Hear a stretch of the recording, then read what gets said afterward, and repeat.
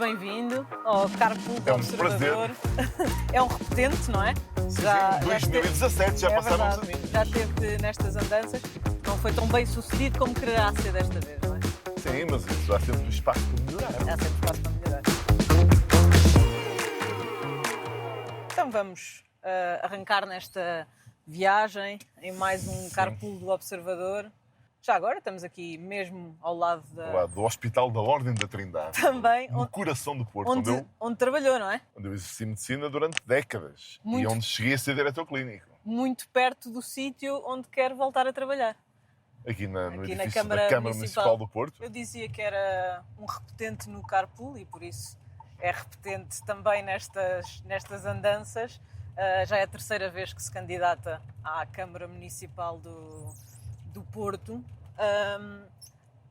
É caso para dizer que é a terceira vez, desta vez não tem um adversário como Rui Moreira, acha que pode ter o trabalho facilitado, digamos assim? Sim, eu tenho a expectativa de poder vencer as eleições, mas e estou mesmo muito convencido que é isso que vai acontecer, embora tenha consciência que é preciso pedir com humildade e com tenacidade o voto a cada um dos portuenses, mas devo dizer-lhe também que em política quem não for capaz de resistir a uma adversidade eleitoral até podemos dizer que não merece os lugares. Eu não me vou comparar com nenhuma das pessoas que vou citar. Mas sei lá, o presidente Mitterrand em França só conseguiu ganhar na terceira eleição. O Sr. Churchill, com todo o seu prestígio, depois da Segunda Guerra Mundial, perdeu 2 eleições e voltou a ganhar uma terceira. Portanto, para quem quer fazer política em democracia, ganhar e perder eleições tem que ser encarado como algo de normal. E desta vez, soube-se que era candidato ali por volta de dezembro, não foi? Sim. Acha que se José Luís Carneiro, que chegou a ser também apontado para este cargo, já fosse o líder do PS nesta altura, permitia ou deixaria que fosse candidato? Ele quereria que fosse o candidato dele ao Porto? Tenho mesmo a convicção de que era isso que acontecia, porque o Dr. José Luís Carneiro está empenhado na mesma coisa que eu estou empenhado, em que o PS tivesse o melhor candidato possível para o Porto. E, a certa altura, tornou-se claro e consensual que era isso que acontecia. Nós conseguimos uma coisa que é muito importante do nosso ponto de vista partidário, que foi uma união total, uma convergência total de posições dentro do Partido Socialista, mas acho que até conseguimos muito mais do que isso. Conseguimos alargar a nossa candidatura e a nossa lista muito para fora do espaço político do PS. Já vamos aí, teremos tempo de falar durante esta conversa. Esta viagem. Exatamente, até porque também já disse que tem grande parte do moreirismo consigo, já vamos falar sobre isso. Mas gostava de lhe perguntar, em 2013, quando perdeu a Câmara e Rui Moreira venceu e foi presidente da Câmara Municipal, aceitou o pelouro da habitação e da ação social, na altura, trabalhou vários anos ao lado de Rui Moreira. Esse entendimento não acabou muito a bem, acabou por sair. Pronto, a história é pública, também já falou sobre ela, mas arrepende-se de ter feito esse acordo com Rui Moreira, ou aquilo que conseguiu na Câmara Municipal, nesse pelouro, fala mais alto? Não me arrependo absolutamente nada. Olha, acho que foram anos luminosos para a vida autárquica do Porto. Aliás, acho que encontro ainda hoje muitas pessoas do Porto têm saudades desse primeiro mandato do Rui Moreira, em que eu estive coligado com ele na Câmara do Porto. Além de tudo mais, tive uma oportunidade extraordinária de trabalhar a favor da minha cidade. Isso é o que mais me move e tenho a consciência de que contribuí para melhorar a vida de milhares de famílias e de milhares de pessoas com medidas que foram tomadas, quer no pelouro que eu dirigia, a Habitação e a Ação Social, quer no pelouro do arquiteto Manuel Correia Fernandes, que foi o pelouro do urbanismo. Acho que nós fizemos muita obra pelo Porto e ajudamos o resto a ação política do resto da Câmara do Porto. Olha, colaborei muito intensamente com o então Vereador da Cultura, com o Paulo Cunha Silva, de quem fiquei amigo até à surpreendente e muito precoce morte dele. Não vamos esquecer esta questão, até porque quero voltar lá a estes acordos pós-coligação, mas estamos a passar aqui pelo novo mercado do bolhão.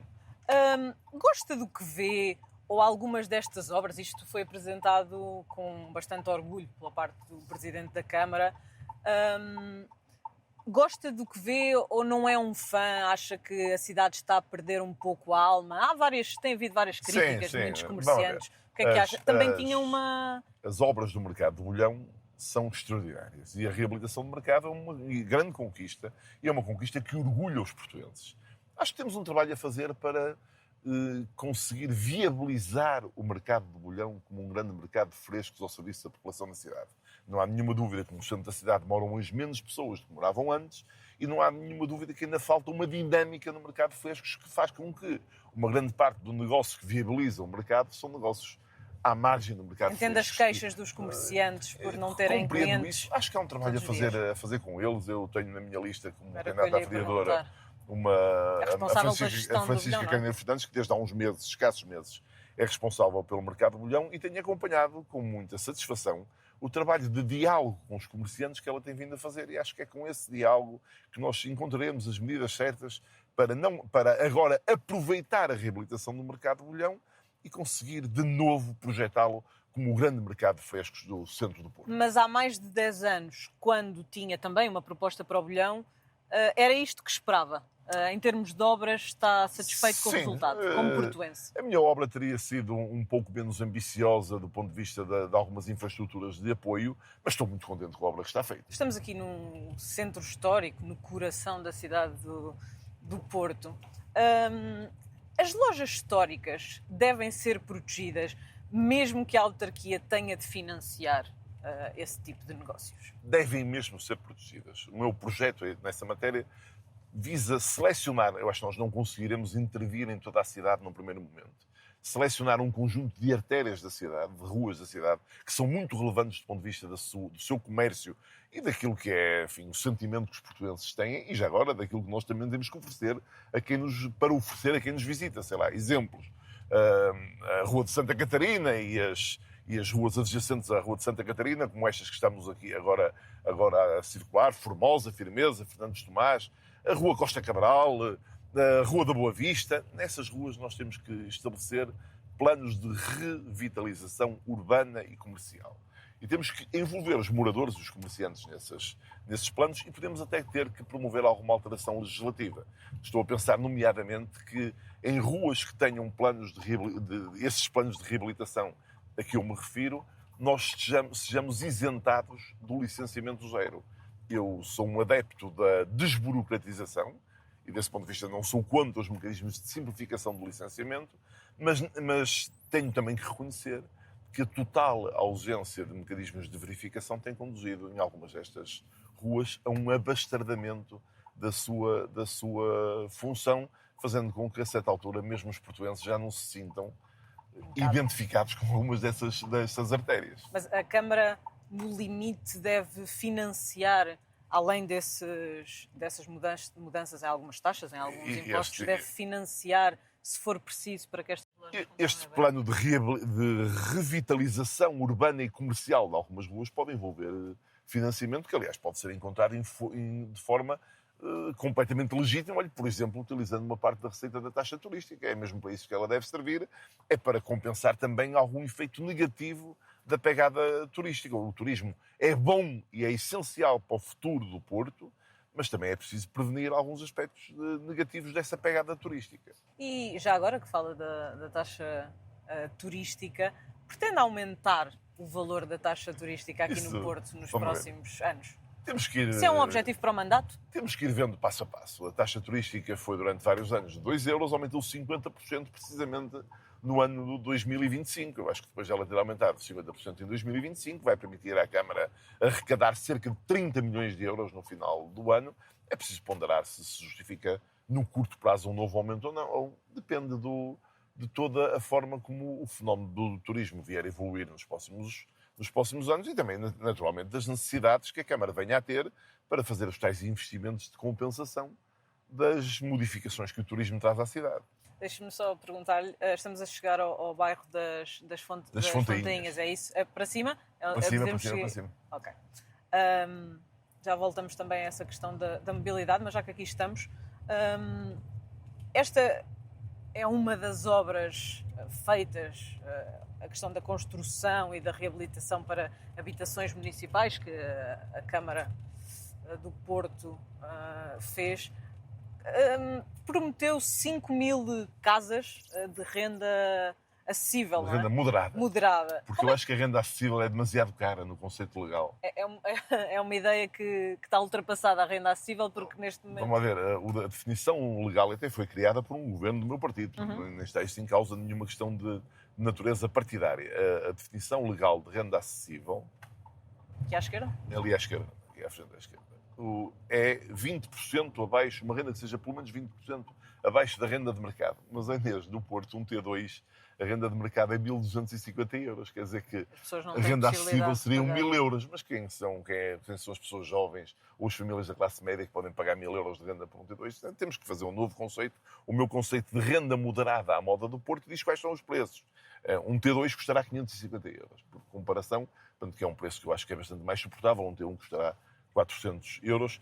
E estas 5.000 casas permitirão não apenas dar uma boa solução a 5.000 famílias, como vão permitir ajudar a regular o conjunto do mercado. Como é que pretende fazê-lo e até quando? Isto é para o mandato? É para fazer no primeiro mandato, em 4 anos. Nós já identificamos quais são os terrenos, são terrenos municipais ou terrenos do Estado, em que essas casas vão ser edificadas. Serão, no essencial, edificadas na base de um concurso de parceria público-privada, isto é, serão construídas, financiadas e mantidas por parceiros privados, e depois a Câmara tratará de as arrendar às pessoas e de, com o dinheiro dessas rendas, pagar, durante os primeiros 30 anos, pagar a estes parceiros privados que as vão construir. Em alguns casos, os parceiros não serão privados, serão cooperativas ou associações de moradores que estejam também disponíveis para participar neste esforço. Mas, nesse caso, está a falar apenas de construção nova, certo? Sim, estamos a falar de construção e não estamos a falar de habitação social. Quer dizer,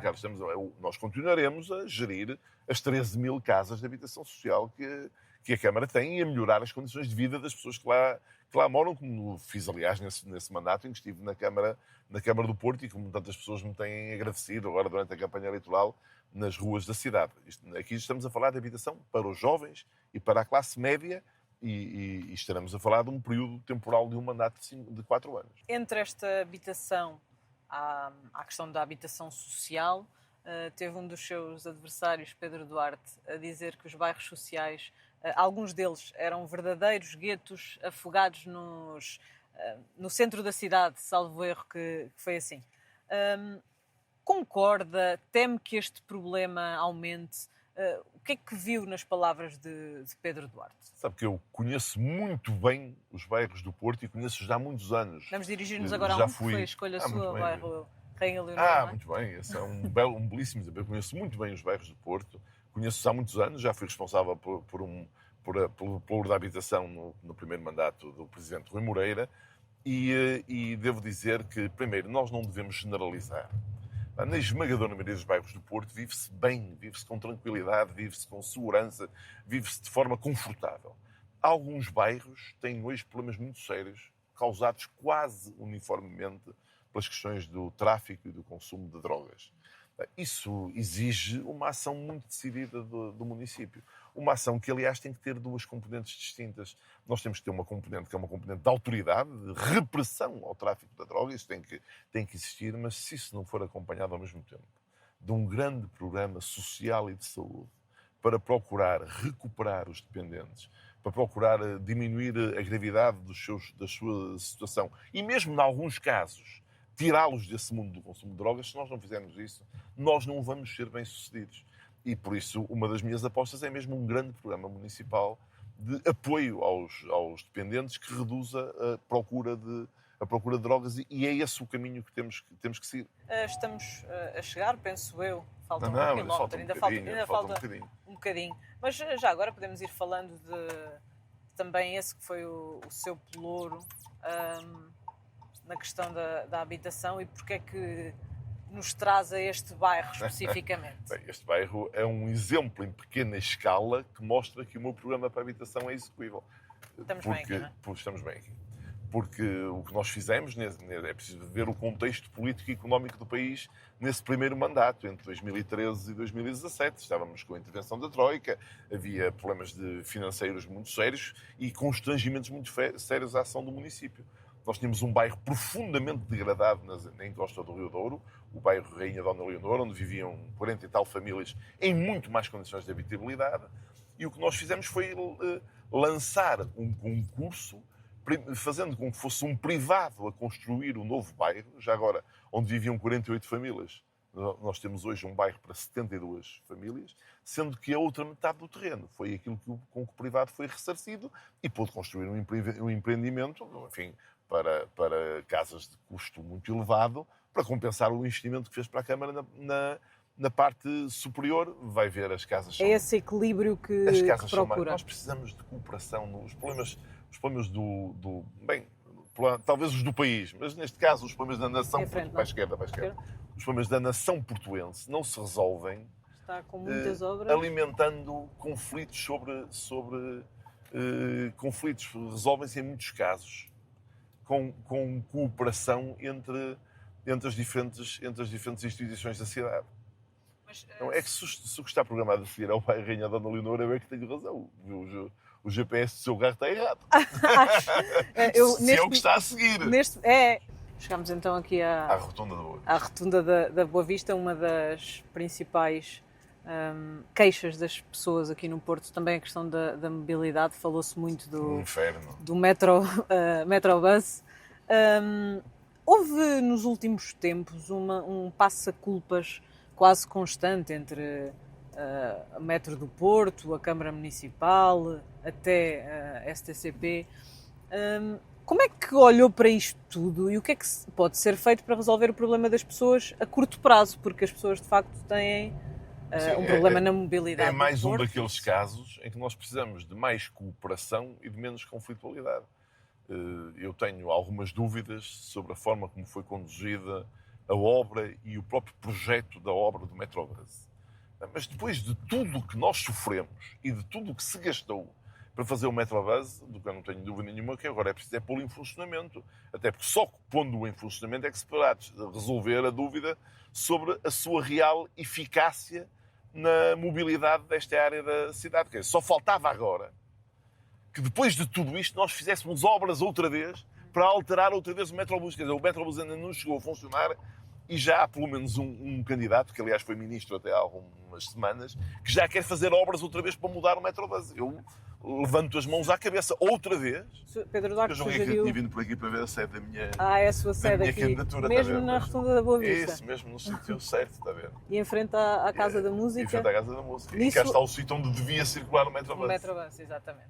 Ainda nesta questão dos transportes públicos, propõe-se, e vê-se muitos cartazes aí pelas ruas, ao passe andante. O passe já existe, a ser gratuito para os maiores de 65 anos.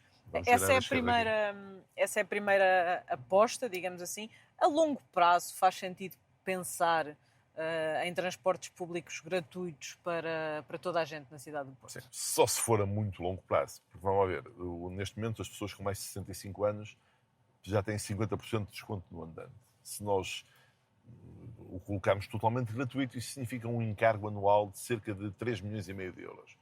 É para a esquerda aqui, é para a esquerda. Não, é para a esquerda aqui mesmo. Pode ter a certeza. Está, é vermelho. Ok, não estava a ver. Pensei que ele estava parado. Nós temos 3,5 milhões de euros por ano, é um encargo que nós podemos suportar. Além de tudo mais, as pessoas com mais de 65 anos, o facto de terem um andante gratuito não vai fazer com que elas pressionem mais o sistema público de transportes. Porque não é por isso que as pessoas se vão andar às 7h30 da manhã para ir à hora de ponta. Vão utilizar o transporte público nas horas onde nós temos capacidade excedentária no transporte público. Tornar gratuito toda a operação, repito, só se for mesmo no muito longo prazo, porque nós neste momento precisamos de muito, pode passar, nós precisamos de muito investimento para melhorar a qualidade do transporte público do Porto. Nós não podemos prescindir de uma conta que anualmente andará entre 30 a 40 milhões de euros da bilhética, nos passes e nos bilhetes ocasionais. Nós não podemos prescindir disso. Se o fizermos, nós vamos condenar o transporte público do Porto à ruína. Hoje o fator que determina ou não a utilização do transporte público não é o preço. Veja que as pessoas até aos 24 anos não pagam, é gratuito. e nos outros as pessoas utilizam o passe único. O passe único foi uma grande medida do governo socialista, que fez com que o passe para a cidade do Porto custa 30 euros por mês, para todos os meios de transporte público, e para a área metropolitana 40 euros por mês. Seria também estar a oferecer um passe a quem não precisa disso. E vamos ter, e sobretudo será descapitalizar completamente o sistema de transporte público. Só para fecharmos aqui o tema dos transportes, pretende travar os TVDs no Porto. De que forma? Tem um número limite na sua cabeça? O que é aceitável para a região? E já agora, como é que isso fiscaliza, não é? Se é através de... Ainda antes dos TVDs, pretende melhorar muito a relação com os táxis. Os motoristas de táxi fazem parte do sistema de transporte público da cidade e não têm sido tratados como se fizessem parte. Olha, desde logo são uma extraordinária fonte de informação sobre os problemas do Porto. Problemas de mobilidade, problemas de segurança, problemas de via pública. Nós temos que dialogar. Os motoristas de táxi nós temos 700 táxis de circulação no Porto, são uma fonte de informação gigantesca. Eles não têm sido tratados como parceiros do transporte público. Veja que o corredor bus da Avenida Fernando Magalhães, criado recentemente, há 2 anos, está vedado aos táxis, que é uma coisa incompreensível. E, portanto, esse é um lado da aposta. No que diz respeito aos TVDs, eu lutarei junto do Governo para que haja uma mudança da legislação, porque a atual legislação faz com que a Câmara não tenha qualquer informação sequer sobre quantos existem, e é evidente que tem que haver uma cota para TVDs. Os TVDs são muito importantes para o transporte. Hoje seria impensável a ideia de abolir os TVDs, isso parecia-me mesmo um disparate, mas tem que haver também uma regulação, nomeadamente uma regulação do número de viaturas que circulam na cidade. Mas funcionaria um bocadinho como nos táxis, como licenças? Deve haver ao menos um registro que permita esse controle. E isso não existe? Não existe de todo, é impossível, até porque nos TVDs não há limite da localização geográfica de circulação. O que quer dizer que o facto do motorista morar em Braga e do carro estar registado em Famalicão não o impede de circular no Porto. Nós precisamos de regular um pouco esse sistema. Eu compreendo que tenha havido pouca regulação no início do sistema, vamos virar aqui à esquerda, no início do sistema, mas agora acho que ele necessita de atingir uma dimensão tal que necessita de regulação. Estamos aqui então a chegar ao bairro Rainha Dona Leonor, aqui ao nosso lado direito, o Parque da Pasteleira. Mesmo muito perto do bairro, não é? Sim, olha, já agora um parque para o qual eu também tenho um projeto com o qual já dialoguei com a Guarda Nacional Republicana, que é que o patrulhamento do Parque da Pasteleira, o bairro é este.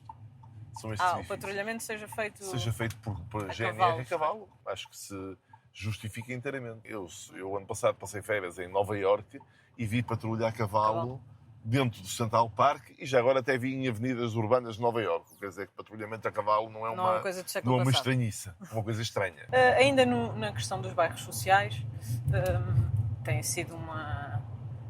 estado no centro da atualidade noticiosa nacional 2 pontos relevantes e gostava de ouvi-lo sobre isso. A primeira questão das demolições. A Câmara Municipal deve demolir no imediato qualquer construção ilegal que exista no Porto?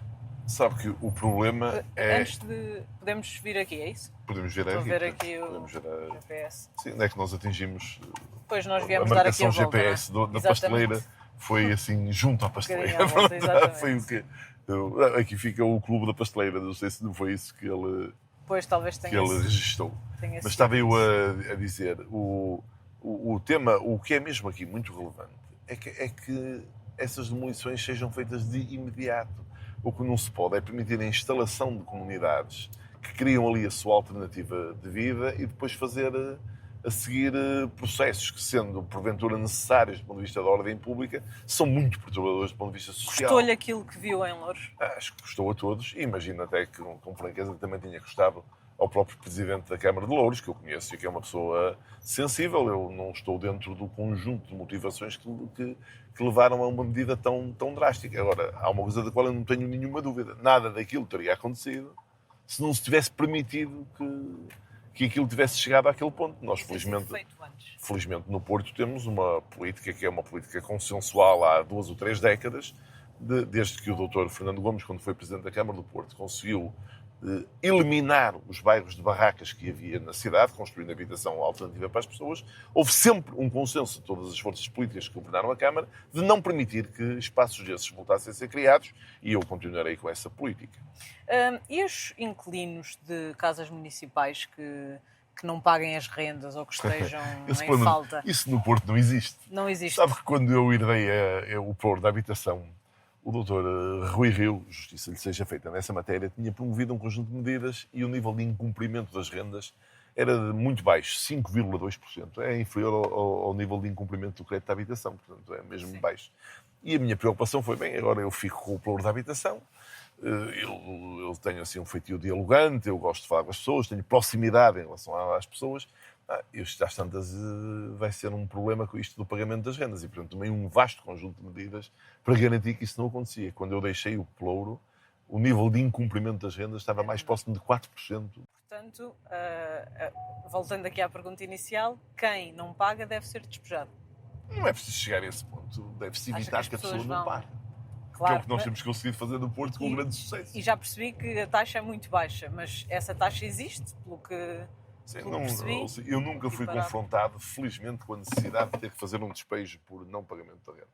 A verdade é que sempre que a Câmara interviu de forma mais ou menos coerciva, foi possível que as pessoas pagassem, ainda que em alguns casos, naturalmente, com o estabelecimento de planos de pagamento, quando eram dívidas mais complexas, quando depois há situações limite, mas são situações limite que exigem a intervenção de outros serviços que não apenas do serviço de habitação, pessoas com graves problemas de adições, com gravíssimos problemas de saúde mental, que precisam de um enquadramento. Às vezes o tema nem é económico, é mesmo da perturbação, da quebra de laços que algumas pessoas têm, tem que ser tratado nesse plano.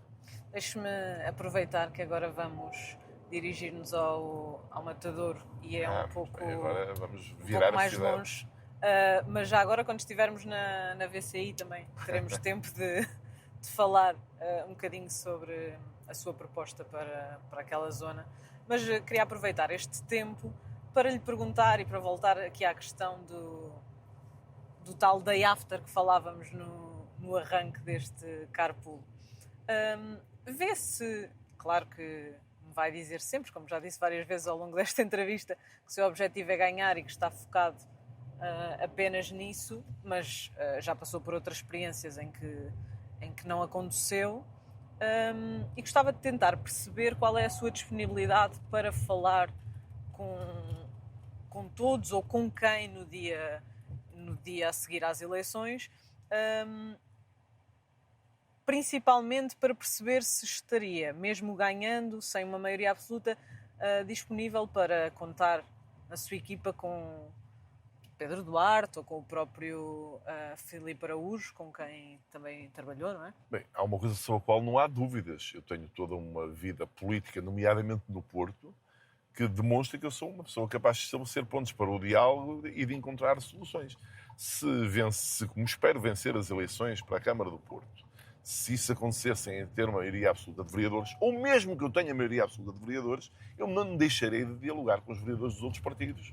Porque isso não faz nenhum sentido. Nós temos que estabelecer... Mas se não tiver maioria absoluta, será mais necessário, imperativo estabelecer conversa. pontos. Eu não tenho dúvidas nenhumas que serei capaz de o fazer com forças políticas ou com vereadores que estejam disponíveis para participar num projeto de governação da cidade que não pode deixar de ser, nas suas linhas gerais, o projeto vencedor, o projeto que eu apresento à cidade. Mas está a pensar em alguém que cruze mais com as suas linhas orientadoras? Não, no jogo democrático, esta é a fase em que somos adversários uns dos outros. Chegará o momento da fase em que alguns de nós teremos que cooperar uns com os outros. Então deixe-me fazer-lhe a pergunta de outra forma. Tem dito... Não, é para dar a volta da esquerda. Aqui à esquerda? Ao fundo. Vamos entrar na VCI. Vamos dar a volta daqui. Ora, Polícia Municipal trás, presente nas ruas. É o seu cartaz, estamos agora a passar aqui por um cartaz. Mas não foi de propósito, era mesmo esse o percurso que tínhamos que fazer. Está por toda a cidade, portanto podia ser em qualquer outro sítio. Agora cá está o outro. O dos maiores de 65 anos. Para maiores de 65. Está aqui uma publicidade grande nesta rotunda. É uma rotunda com muita... Isso foi estudado passar, pelas pessoas que organizam a campanha, pelos seus sítios de maior impacto. Mas perguntava-lhe, costuma dizer, disse-me agora e também já disse, até em eleições anteriores, que no dia a seguir, quando for presidente, há espaço para conversar com todos. É mesmo assim ou tem algumas linhas vermelhas em termos autárquicos? Vamos ver. Eu não sei se a sua pergunta quer dizer o que eu interpreto. Eu interpreto, está-me a perguntar se há uma linha vermelha em relação ao Chega. Sim, se precisar do Chega e se fizer sentido, é colocado de parte. Já não é a primeira vez que me perguntam isso e eu vou-lhe responder com a mesma ironia. Que é, bem, só se o Chega deixar de ser Chega. Porque eu não estou a imaginar que o Chega consiga concordar com a minha visão de uma cidade onde nós temos políticas que ajudam a reduzir as desigualdades, que ajudam a diminuir as tensões sociais. Não estou a imaginar nada disso. Parece-me que, desse ponto de vista, que não haverá espaço de entendimento. Ora, vamos a ver. Eu também não ignoro que, na sequência das anteriores eleições autárquicas, uma grande parte dos eleitos pelo Chega deixaram de ser do Chega pouco tempo depois das eleições. Portanto, quer dizer, o candidato do Chega era do PSD. As pessoas também contam. Quer dizer, vamos a ver. É preciso ver o que é que as pessoas depois em concreto vão fazer. Gostava, já agora, também deixar-lhe aqui outra provocação, porque houve um adversário seu, o Sérgio Aires, do Bloco de Esquerda, que disse que não quis uma coligação à esquerda e que prefere negociar com a direita. Tendo em conta o cenário que existe no Porto, é assim? Vê que pode ter mais aliados ao que se diz direita? Há vários movimentos independentes. Há uma coisa que eu acho que é muito importante. O que eu fiz e tenho orgulho de ter feito é ter construído uma proposta política para o Porto que, para além de pessoas do PS, tem muitas pessoas de fora do PS. É verdade, algumas delas à direita do PS, no centro-direita, outras à esquerda do PS, mas tenho muitas pessoas e tenho até dificuldade em compreender que outras forças políticas de esquerda não compreendam que isto é muito importante. Na candidatura que eu lidero, nós não andamos a perguntar às pessoas de onde é que elas vinham. Nós perguntamos às pessoas para onde é que elas queriam ir. E eu tenho satisfação em haver pessoas que, noutros momentos, estiveram noutras forças, olha, no movimento independente de Rui Moreira, até em outras candidaturas à direita ou à esquerda, que desta vez se juntam à minha candidatura, é a candidatura do PS à moda do Porto. Porquê é que acha que grande parte do moreirismo, palavras suas, está consigo? Isso é factual. Vamos a ver. Pedro Duarte também conta com algumas pessoas que vieram da equipa de Rui Moreira. O Dr. Rui Moreira, o seu movimento, preside a 5 juntas de freguesia da cidade do Porto. 3 desses presidentes de junta apoiam. Mais de metade. Há vereadores da Câmara do Porto, nomeadamente o número 2 da lista do PS, é o vereador Fernando Paulo, que foi eleito na lista do Dr. Rui Moreira. Há pessoas da Assembleia Municipal da lista do Dr. Rui Moreira que aparecem nas minhas iniciativas a apoiar-me. Olha, estamos a passar a freguesia de Ramalde, que é a freguesia onde eu moro. O antigo presidente da Junta de Ramalde, durante 8 anos, eleito pela lista do Rui Moreira, é o mandatário da minha candidatura em Ramalde. Então deixe-me só perceber, quando diz moreirismo, refere-se apenas a pessoas que estavam no movimento de Rui Moreira e não às pessoas que votaram no Rui Moreira? As duas coisas. Eu acho que há uma relação íntima entre as duas coisas, porque se as pessoas que tinham posições de liderança nesse movimento apoiam a minha candidatura, eu tenho boas razões para acreditar que uma grande parte dos eleitores também o vão fazer, até porque esta minha candidatura tem a característica de ser mesmo uma candidatura construída a partir do Porto. Eu não sou um portuense de ocasião. Sou um portuense convicto, com décadas de trabalho cívico e político a favor da cidade, e acho que as pessoas vão reconhecer isso. Portanto, sente-se perfeitamente confortável que o seu mandatário tenha decidido dar apoio a Carlos Moedas em Lisboa? Isso não me perturba nada. Eu tenho um enorme orgulho em ter como mandatário uma pessoa como o Virgílio Bento. Veja lá, um dos mais extraordinários empreendedores portugueses. Alguém que criou na área da saúde digital, que é hoje tão falada, da saúde prestada à distância, criou uma empresa fantástica, a Sword Health, que ajuda centenas de milhares de pessoas a viverem melhor. Que uma pessoa com estas características tenha aceito ser meu mandatário e que apoie a minha candidatura, para mim é um motivo de orgulho. É uma coisa sobre a qual não há dúvidas. O Virgílio Bento é portuense e mora no Porto, mora até na Foz do Douro, e portanto, o voto dele vai ser para a minha candidatura. E porquê é que acusou, ou porquê é que criticou Pedro Duarte por ser, palavras suas, o delegado do governo aqui nas eleições do Porto? Eu, enfim, tenho procurado fazer esta campanha muito pela positiva, com poucas críticas, porque acho que é melhor a gente explicar o que é que quer fazer do que estar a criticar os outros.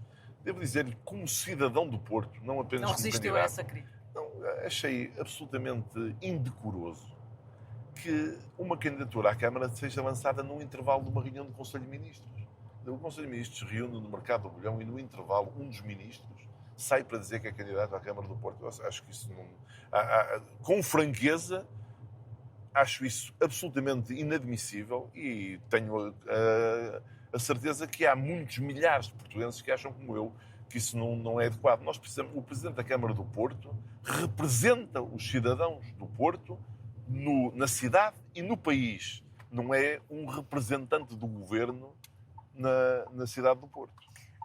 Podia ter-lhe acontecido se esta maioria de António Costa não tivesse caído e se esta sucessão de eleições, porque já houve duas depois disso, de ser Ministro da Saúde e ter de tomar a decisão sobre vir aqui para o Porto. Acha que o seu coração ia pesar mais para aqui? Eu estive sempre... O Porto foi sempre a coisa mais importante da minha vida política. E mesmo quando fui secretário de Estado e quando fui ministro, tenho obra para mostrar no Porto. Quando fui secretário de Estado, dei um contributo essencial para se lançar uma coisa que estava adiada há décadas, que era o Centro Materno-Infantil do Norte, que está hoje, felizmente, em grande funcionamento. Quando fui ministro, olha, entre outras coisas, coloquei no Porto a sede da direção executiva do SNS. Portanto, estive sempre muito ligado ao Porto. Bem, agora é impossível prever o que é que teria acontecido se o mundo fosse diferente do que foi. Estamos na VCI, não é? A esta hora da manhã, fora da hora de ponta, vejo a fila daquele lado. Inferno. Está bastante trânsito já, mais do outro lado do que neste que estamos a fazer agora. Tem falado na necessidade de transformar a VCI numa via urbana. Creio que é esta Avenida Urbana, não é? Avenida Urbana. Qual é que é a ideia? Como é que funcionaria essa via urbana? Isso não é um projeto para se fazer num ano ou em dois. Mas num mandato é? É para se fazer progressivamente. Não num mandato. Não é suficiente. Um mandato não é suficiente para essas mudanças, porque a primeira coisa que é preciso fazer é reduzir o fluxo de trânsito à VCI. Ora, para isso é preciso que finalmente se eliminem as portagens, nomeadamente as portagens dos pesados na CREP, que se tomem medidas para que o trânsito de pesados que não é dirigido à cidade do Porto não venha à cidade do Porto.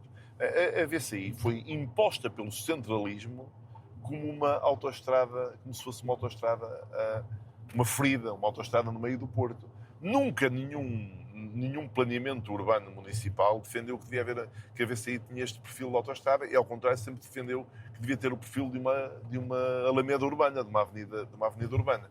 Fazer a correção deste erro é hoje muito mais complexo. Mas quando olha a longo prazo, como é que vê nós temos que reduzir o tráfego, por isso eu tenho a expectativa, eu escrevi ao Sr. Primeiro-Ministro, reclamando que no próximo Orçamento de Estado seja clarificado em que dia é que entra em vigor essa medida de isenção das portagens dos pesados na CREP e mais, que se acabe com as portagens para as circulações periféricas à volta do Porto que conduzem a que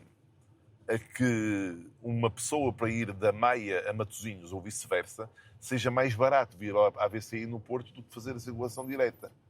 A ideia de portajar que tem Pedro Duarte é disparatada, na sua opinião? É absolutamente disparatada. Eu tenho a certeza que não há nenhum problema da VCI que fique resolvido por se introduzirem portagens da VCI. É preciso criar alternativas e até gostaria de saber como é que essas portagens vão ser depois implementadas. Não é? Só faltava agora que as pessoas do Porto ainda tenham que pagar, nós temos que levar com o trânsito da VCI, com a poluição da VCI, ainda temos que pagar portagem para ir à VCI. Também, só faltaria isso. Esta zona diz-lhe alguma coisa? Bem, Campanhã tem um enorme significado para o Porto, porque é uma freguesia da zona oriental do Porto, é uma freguesia que precisa de um grande investimento para ter os mesmos índices de conforto e de vida pública que o tem o resto da cidade. Considera que não tem neste Alguma momento? coisa. Não, considero eu e consideram as estatísticas que não têm.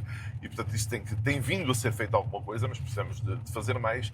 Olha, uma das âncoras para que isso venha a acontecer é o sítio onde nós vamos, ali o projeto do matadouro, de reabilitação do antigo matadouro industrial do Porto, que eu espero que possa rapidamente conferir a Campanha um novo polo empresarial e cultural. Mas é um projeto que vai longo. Fui ver algumas das suas propostas das antigas.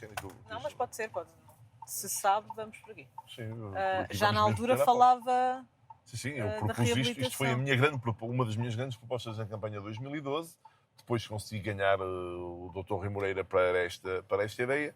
Bem, as vicissitudes várias dos processos concursais fizeram com que isto ainda não esteja resolvido, mas agora finalmente a obra está em andamento. Mas era isso que eu lhe ia perguntar. Mas não culpa a Câmara pelo tempo, pelo adiar constante desta obra?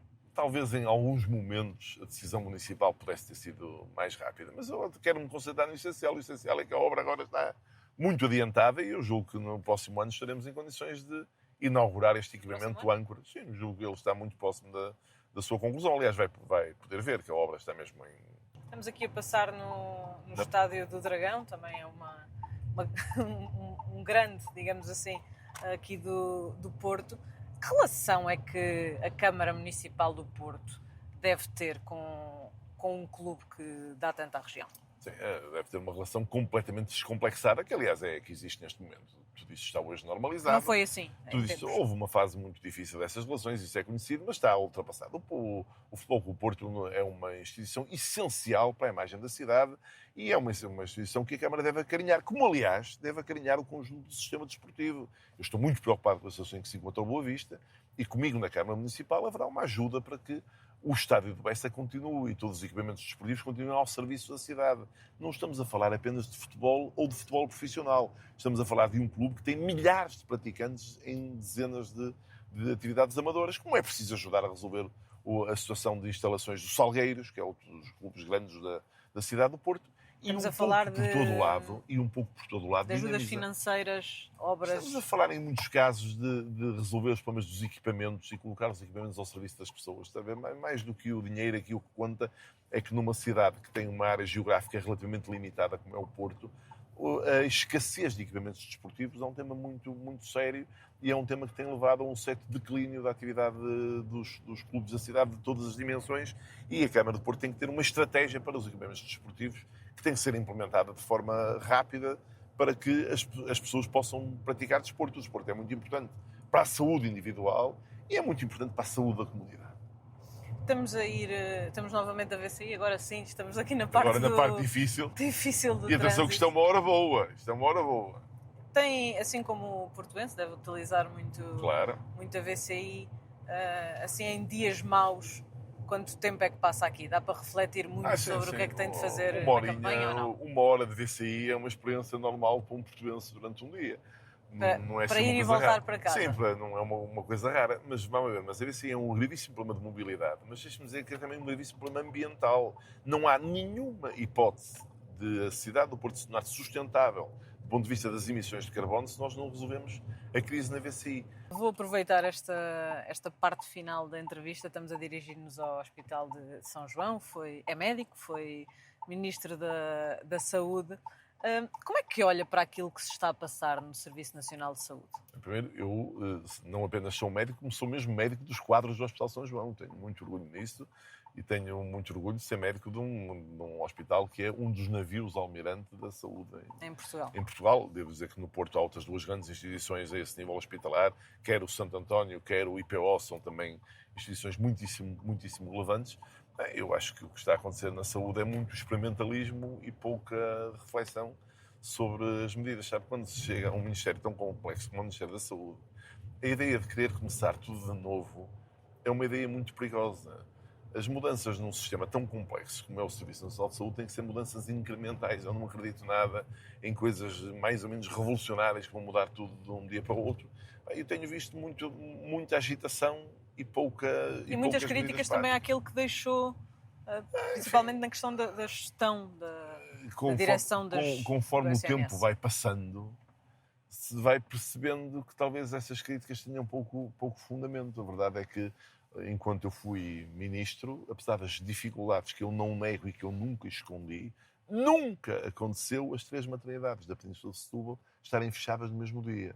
Nunca aconteceu as 3 maternidades do Oeste, Caldas da Rainha, Santarém e Leiria, estarem as 3 fechadas no mesmo dia. Era mesmo para isso que servia a direção executiva do SNS. Era para fazer uma articulação que garantia que, não havendo o que é desejável, recursos para que tudo funcione impecavelmente todos os dias, não houvesse, pelo menos, lacunas que eu acho que são dramáticas de serviço às populações. A linha de saúde para as grávidas não faz nenhum sentido ou poderia ser útil? Acho que faz parte do pacote de medidas que tem que se tomar. Agora, não pode ser a linha de saúde para as grávidas sem serviços que depois as possam acolher em tempo útil. Quer dizer, se a resposta da linha de saúde é que conduz aqui uma grávida, depois demora 2 horas a chegar a uma maternidade, bem, há qualquer coisa que está a funcionar mal, a culpa não será da linha, a culpa será do sistema que não está a funcionar à volta. Mas eu tenho sobre a situação da saúde uma visão muito moderada e de grande compreensão pelas dificuldades. Agora, o que não me permite dizer, quer dizer, que quando eu fui ministro nunca aconteceu haver 10 dias de greve no INEM. Isso não pode acontecer. Mas num balanço do final de julho já tinham nascido 42 bebés fora de maternidade, 38 em ambulâncias. Sabemos pelas notícias dos últimos dias que que há mais.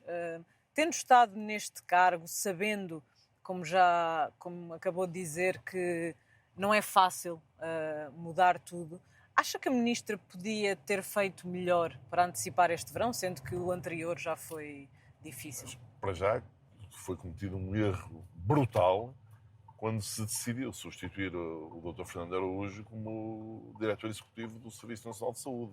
A ideia de colocar na direção executiva do SNS alguém que cumpre as ordens diretas do ministro sem mais, é uma ideia que torna a direção executiva inútil.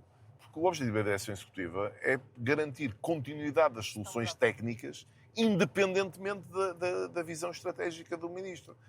Eu vivia muito bem com isso, mas compreendo com dificuldade que outros vivam menos bem com isso. Eu sou uma pessoa mais autoconfiante. Para mim não me causava nenhum problema que o Dr. Fernando Araújo, com toda a sua autoridade técnica reconhecida, nomeadamente interpares, tivesse uma intervenção pública que era uma intervenção pública que eu sempre entendi que era no contexto das suas funções técnicas, e cá estaria eu como ministro para definir a orientação política. E acha que o Porto está um bocadinho fora desta realidade problemática que temos visto nos últimos dias? Está mesmo muito fora. Está mesmo muito fora, e isso tem a ver com o facto de que no Porto, ao longo das últimas décadas, nós conseguimos soluções consensuais para defender o Serviço Nacional de Saúde. Veja que no Porto não há nenhuma maternidade que deixe de funcionar, não há anúncio de grávidas não atendidas, todas as pessoas têm médico de família. Isso tem a ver com coisas que foram feitas ao longo do tempo. Eu tenho orgulho de também ter participado nessas coisas, mas olha, o professor Fernando Araújo foi absolutamente essencial nesse processo, nomeadamente quando foi presidente da Administração Regional de Saúde do Norte, há 10 ou 15 anos atrás. Do nosso lado direito, o IPO Porto, o maior instituto de oncologia do país e um dos maiores da Península Ibérica. Vamos terminar a nossa entrevista aqui em casa. Não foi em sua casa, mas foi numa segunda casa. Muito obrigada por ter estado connosco. Foi um prazer, Inês. No Carpool. Foi um prazer, acho que foi uma conversa longa, mais longa do que nós tensionávamos. Mais longa do que tensionávamos, mas, enfim, é verdade. Deixe-me só...